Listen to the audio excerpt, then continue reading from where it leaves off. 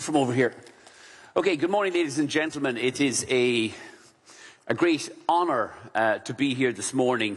This is the first time I think that I or Ryanair have ever been invited to a conference by the European Union, because as though most of you know, the European Union spends most of its time either suing me, torturing me, criticising me or condemning me for lowering the cost of air travel all over Europe and making life so really difficult for their favourite airlines, which, as we all know, are the high-fare airlines like Air France, British Airways and Lufthansa, who must, of course, be protected at all costs because they are the future of Europe. The future of Europe lies in people being forced to pay €800 for one-hour flights across the continent. The future of Europe lies in people being forced to pay fuel surcharges for the right to travel on Europe's best airlines run by the Germans, the French and the British. Well, sorry, we like to disagree, which is why I think a conference on innovation is so important. Because if you look at the mess that Europe is in, and you look at the mess that the European economy is in, there's only one way out of it. And it's not going to be a summit of European politicians. It's certainly not going to be a conference held in Brussels, where the last innovative idea came in 1922, I think. Innovation is going to be the way for the European economy to grow, to develop, to create new jobs, and that's the way out of the mess we're in. And that's why I think it's so important that we have 4 young people here today.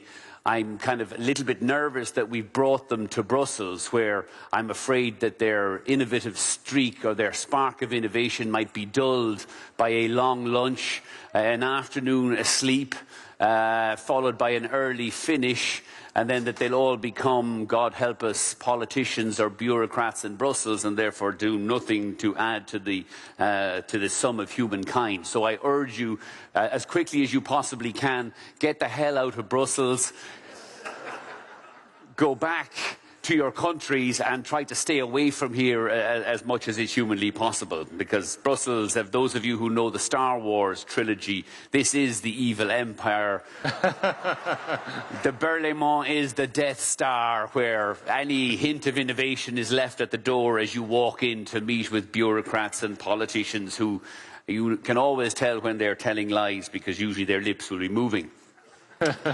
Anyway, I thought what we'd do is give you a quick, for those of you who haven't heard of Ryanair, or Brussels' most beloved airline, we'd give you a quick, very short, brief summary on what Ryanair is and what Ryanair does. Ryanair is the most innovative airline in the world.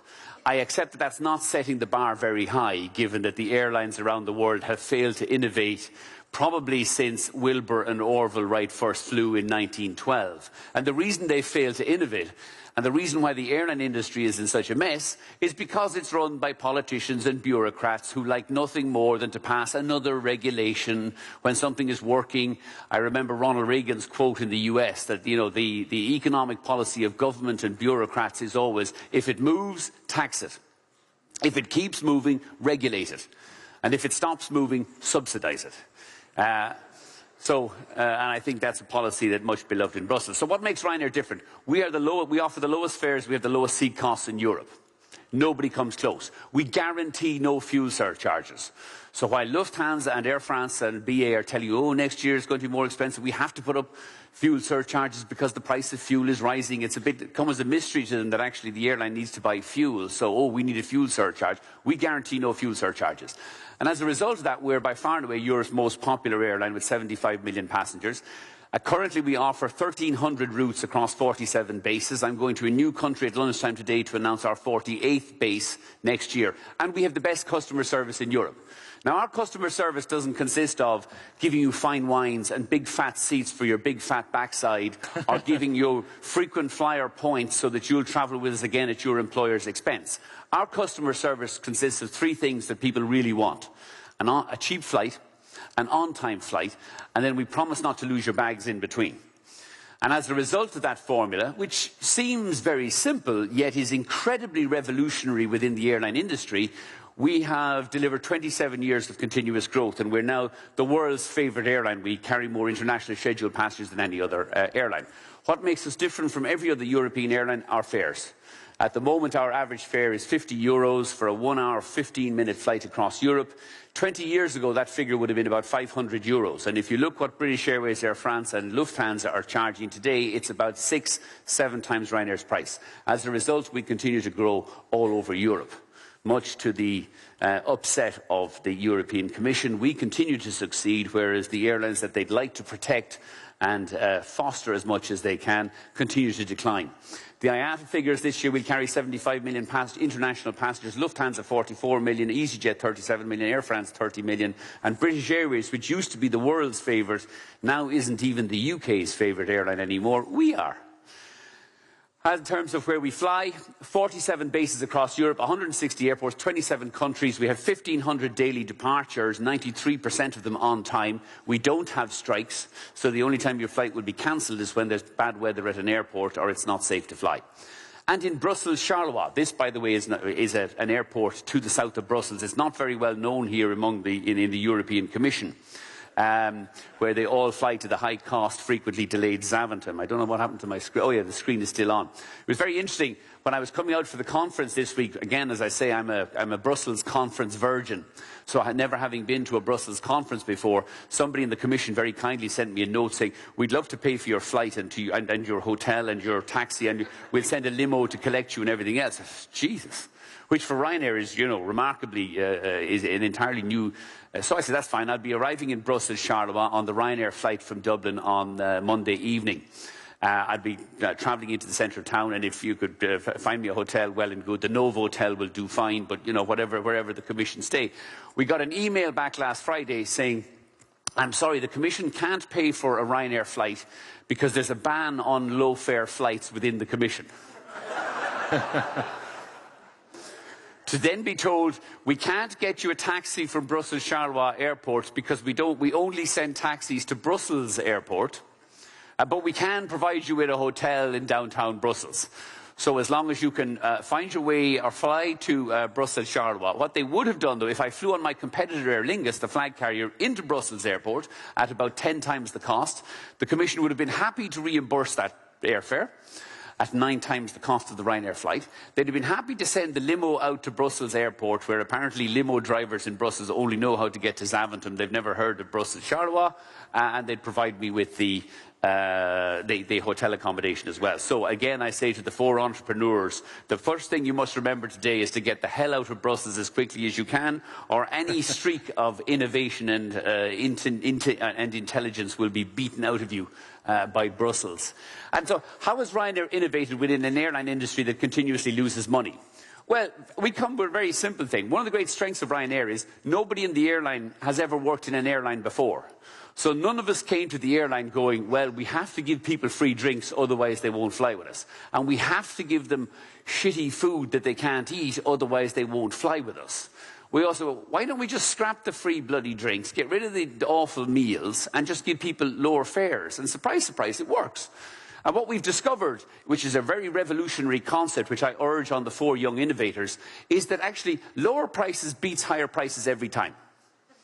Unless you work in the Commission, where, of course, by law, you can only buy higher prices because, let's face it, the European taxpayer is going to pay for it anyway.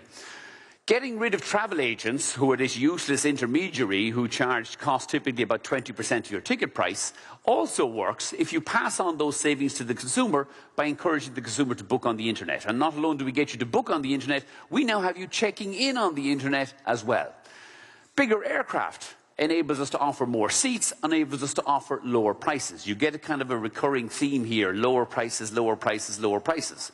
Whereas the Commission would prefer higher prices, bigger subsidies, and more delays. Avoidable charges change behaviour. We're famous in the industry at the moment for being the first airline to introduce a charge for checked-in bags. Drives people nuts. Well, because everybody knows in the airline business that when Moses came down from the mountaintop, the first commandment was, thou shalt not commit murder, and the second commandment is, thou shalt have an inalienable right to check in a bag on an airline free of charge. Well, we don't think so. And the reason why, because this is the most useless service ever invented by mankind. We take your bags from you on departure so that we can carry them here and give them back to you on arrival. Unless, of course, you flew British Airways, in which case we lose 50% of them in between. We think a much better way of doing this is, why don't you take your bag with you yourself? And then, if you lose it, you go find it. It also means, though, that when you go to the airport, you will not waste 1 hour of your life standing there like a lemming in a check-in queue. Where are you going? Here's my... This is stupid. On 1 hour flights around Europe, you don't need to check in 2 bags. Ryanair has increased the free carry-on allowance from 7 to 10 kilos. Bring a carry-on bag. And then instead of coming to the airport 2 hours before departure, come 30 minutes before departure, go straight through security because you've already checked in on the website, go straight down to the gate, get on the plane and go. And that's what people want. So what we do is we charge for checked-in bags, not because we want your money. We just don't want your bloody checked-in bag. And funnily enough, once you get into the discipline, although I accept that my wife is incapable of getting into the discipline of travelling with 1 bag, she needs 3. Once you get into the discipline of travelling with 1 carry-on bag, you'll never go back. We guarantee no fuel surcharges. If oil goes to $200 a barrel, there will not be a fuel surcharge in Ryanair. Ryanair will be the only airline still flying in Europe, but I guarantee you there will be no fuel surcharges. Advertising, one of the great innovations in Ryanair. We have in 25 years never used an advertising agency. We don't use PR agencies because we can't afford them. But what we found is that funny advertising beats boring advertising every single time. And PR is miles cheaper than advertising. And the great thing, if you have funny ads and good PR, you can have fun and make yourself well known to the world.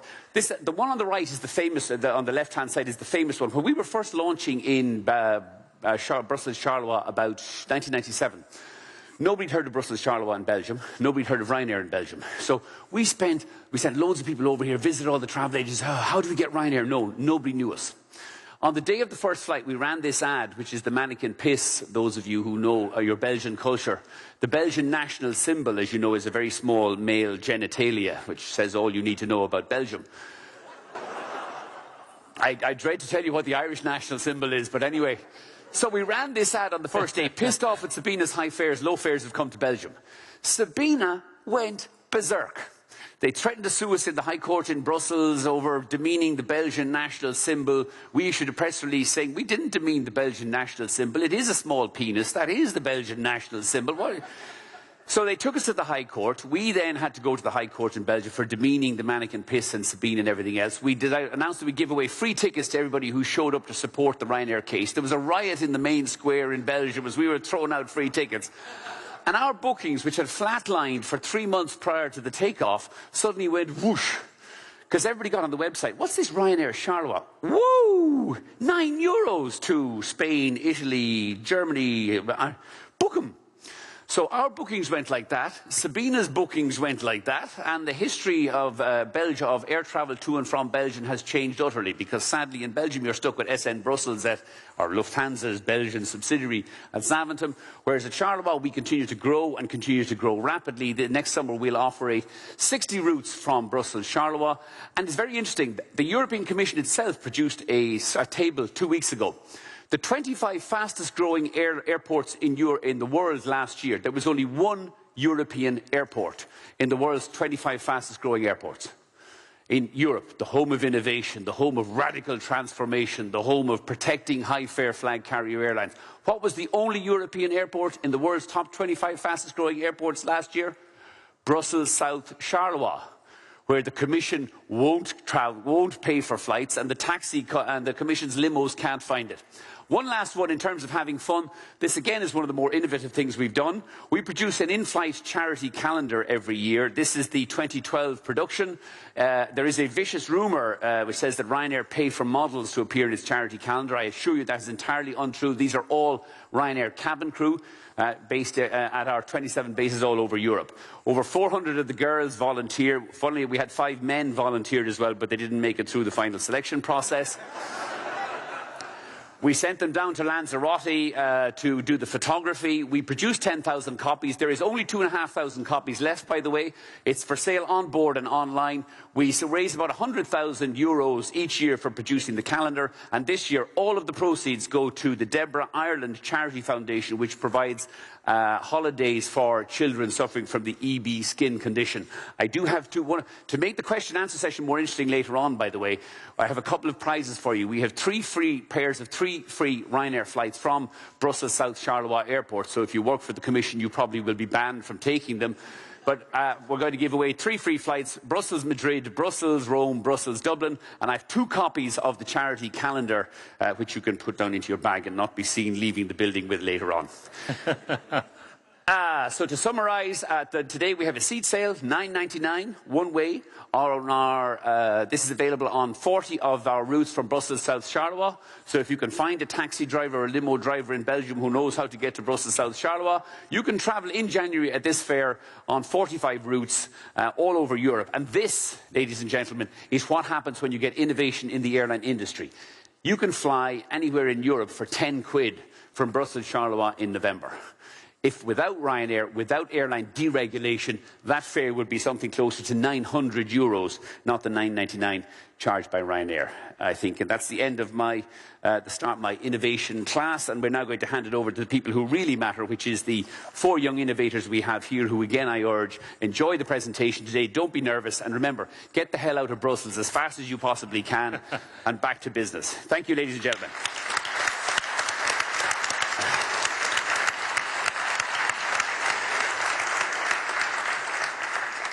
Thank you very much, Michael. I guess you want to get them fast out of Brussels on a Ryanair flight. Thanks also for the flattery of the Commission. It's much appreciated. I tend to remember that it was the Commission who proposed to deregulate the airline business in the first place as part of the single market program. But maybe I'm wrong on that count. No, but it was 30 years ago, and we haven't had any innovation since. Well, 20 years ago, but I guess it means that Ryanair might not have existed if the Commission hadn't taken that first step. But let's go over now, as you said, to the young innovators. We start with Alexandros Jatkilialoglu. This is the last time I'm going to pronounce his name today, because that is just too complicated for me. He is from Italy.